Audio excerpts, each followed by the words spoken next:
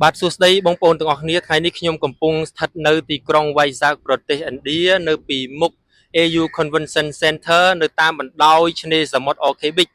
ហើយខ្ញុំបានមកចូលរួមនៅក្នុងព្រឹត្តិការណ៍ Fish Food យើងអាចនិយាយបានថាជា Food Festival ដែលគេប្រារព្ធនៅក្នុង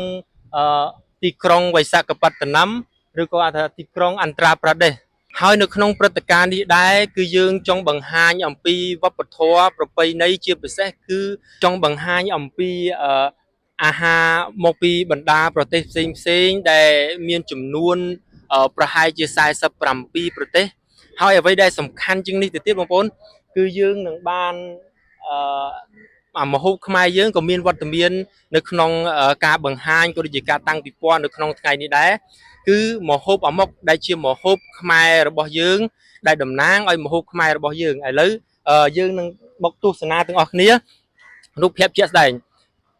មានន័យថាម្ហូបយើងគឺស្ថិតនៅក្នុងជម្រើសដែលគេគណៈកម្មការរបស់សាលាក៏ដូចជាគណៈកម្មការដឹកនាំនៅក្នុងកម្មវិធីនេះ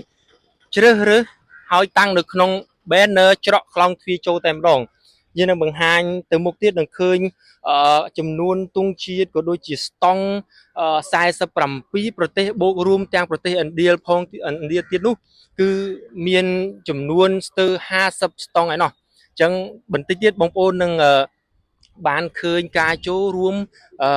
ភ្លក់របស់ខ្ញុំបាទនៅតាមបណ្ដាប្រទេសផ្សេងៗបាទសូមអរគុណយើងចាំទស្សនាជាបន្តទៀត